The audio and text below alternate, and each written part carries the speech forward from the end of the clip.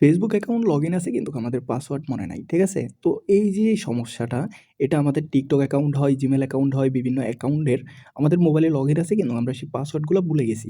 তো অনেক সময় দেখা যায় যে আমরা পাসওয়ার্ডগুলো সেভ করে রাখি। কিন্তু কোথায় সেভ থাকে সেটা আমরা জানি না। ঠিক আছে? তো সেক্ষেত্রে এখানে ব্রাউজারে একটা অপশন আছে যেটা Google পাসওয়ার্ড ম্যানেজার, সেখানে কিন্তু আমাদের জিমেইল এবং কি পাসওয়ার্ডের যেকোনো ওয়েবসাইট বা যেকোনো কিছুর পাসওয়ার্ডগুলো সেভ করা থাকে। ঠিক আছে?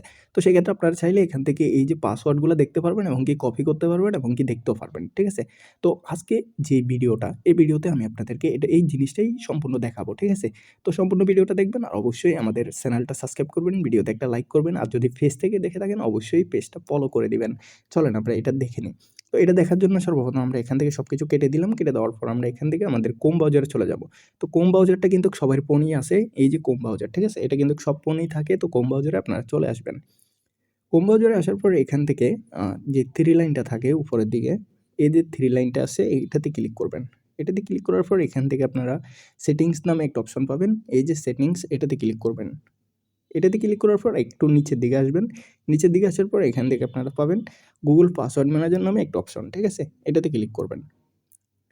এটাতে ক্লিক করার পর একটু লোডিং নিবে। লোডিং নেওয়ার পর এখান থেকে আমাদের এই যে ডিভাইস এবং কি এই যে জিমেইল, এই জিমেইলে শুধুমাত্র একটা পাসওয়ার্ডই সেভ আছে। ঠিক আছে? সেটা ফেসবুকের। এখন যদি আমাদের অন্য জিমেইলে থাকে, দেখা যাচ্ছে আমাদের মোবাইলে ২-৩ টা জিমেইল আছে। তো যেকোনো একটাতে থাকতে পারে। ঠিক আছে? তো সেক্ষেত্রে এটা চেক করার জন্য এখানে ক্লিক করে আপনারা জিমেইলটা চেঞ্জ করতে পারবেন। ঠিক আছে? তো আমরা এই জিমেইলেই আমাদের একটা আছে, আমরা এটাই দেখব। তো এখানে দেখেন ফেসবুকের যে লোগোটা আছে, আমরা এটার উপর ক্লিক করব। এটার উপর ক্লিক করলে আমাদের মোবাইলের হোম স্ক্রিনে যে লকটা থাকে, মোবাইলটা ওপেন করার জন্য যে লকটা থাকে আমাদের, সেই লকটা দিতে হবে। ঠিক আছে? আমরা এটার উপর ক্লিক করব। তো এখান থেকে আপনারা ফিঙ্গারও দিতে পারবেন। আমরা এখান থেকে পিন দিচ্ছি। স্ক্রিনটা অন্ধকার থাকবে কারণ এটা সিকিউরিটির কারণে রেকর্ড হবে না। তো এইটা যখন আমরা লকটা দিব, লক দেওয়ার পরে দেখেন এখানে আমাদের জিমেইলটা শো হচ্ছে এবং কি এখানে আমাদের পাসওয়ার্ড শো হচ্ছে। তো পাসওয়ার্ডটা দেখার জন্য আমরা এখানে চোখের মতো যে আইকনটা আছে এটাতে ক্লিক করলে আমরা পাসওয়ার্ডটা দেখতে পারবো এবং কি কপি করার জন্য এখানে কপি করতে পারবো।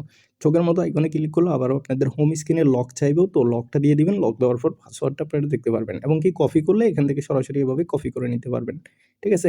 তো আজকের ভিডিও এতটুকুই। সবাই ভালো থাকবেন। আল্লাহ হাফেজ।